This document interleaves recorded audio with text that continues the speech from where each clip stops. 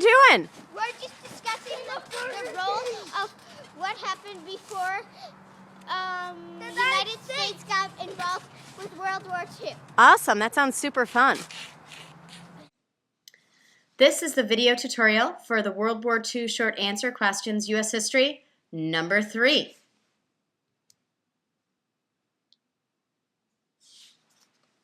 First of all, the question.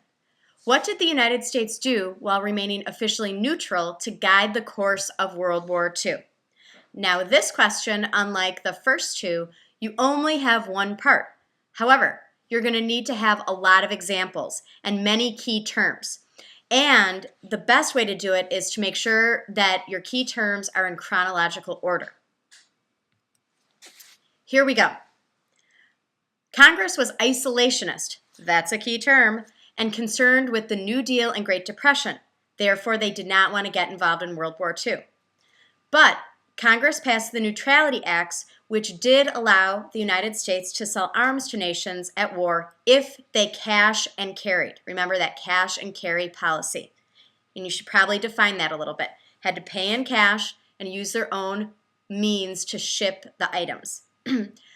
Later, Congress passed the Lend-Lease Act, which allowed the president to lend or lease arms to any nation whose defense was vital to America. What that really means is that they were going to actually side with the Allies. So FDR could decide that if it was really important to protect a friendly nation like Great Britain, we could lend them war materials. And we did this to Britain, who was really low on cash. Okay, continuing on with our key terms. Again, we don't have to split into parts. FDR and Churchill had a secret meeting where they agreed that they had similar goals. And the key term for this is the Atlantic Charter.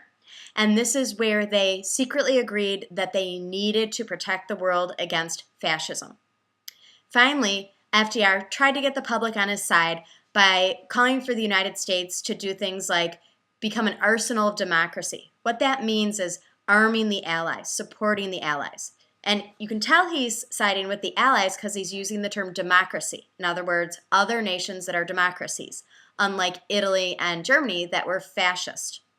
Finally, the United States had a peacetime draft, which really was sort of a sign that eventually the United States would go to war. And we did declare war after Japan bombed Pearl Harbor.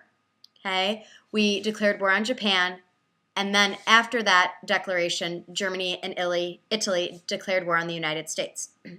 So this one's a little less complex in terms of parts of the question, but you just have to make sure you have all your key terms and that they're in the appropriate chronological order.